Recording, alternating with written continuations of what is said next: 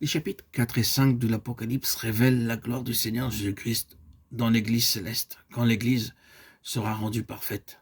Monte ici, dit la voix, afin que Dieu puisse révéler à Jean les choses qui doivent arriver plus tard. La parfaite Église céleste, ce que nous verrons, ce que nous serons, quelle sera notre position, ce qui arrivera à la fin des temps et dans la vie à venir.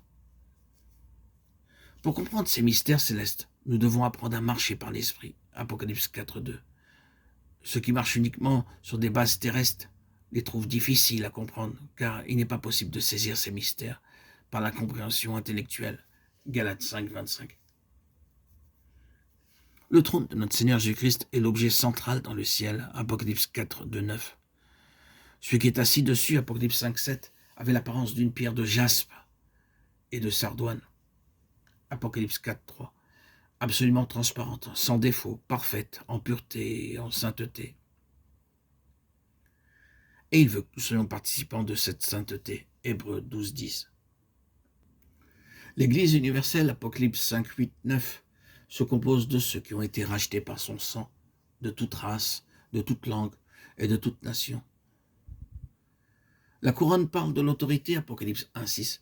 Ceux qui n'ont pas souillé leurs vêtements seront dignes de marcher avec lui en vêtements blancs. Apocalypse 3.4. Dans Jude 23, nous sommes exhortés à haïr même les vêtements souillés par la chair. Ce sont ceux qui n'ont pas souillé leurs vêtements. Nous ne devons pas nous laisser séduire par l'attrait du monde. Beaucoup imitent les gens du monde dans leur comportement, leur habitude, leur coiffure. Les vêtements blancs sont donnés à ceux qui n'ont pas souillé leurs vêtements. Ceci est illustré dans Genèse 35.2 où Jacob dit à sa famille d'ôter les dieux étrangers et de changer leurs vêtements. Tandis que Jacob s'occupait du bétail, sa femme et ses enfants imitaient le monde et portaient des vêtements mondains. Nous sommes souillés au travers des choses telles que la télévision, la radio, les fêtes mondaines. Il y avait un arc-en-ciel autour du trône. Et une question se pose.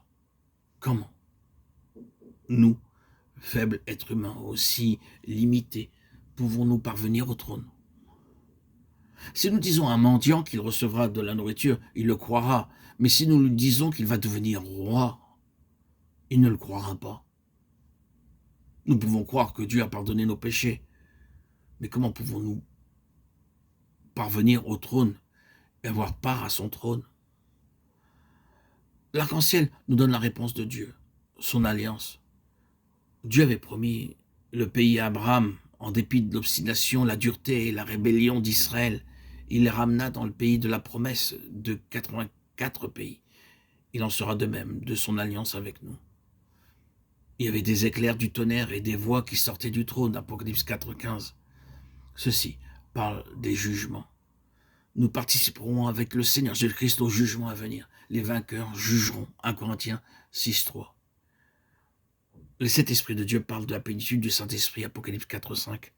La mer de cristal parle de la multitude du peuple de Dieu, Apocalypse 4.6.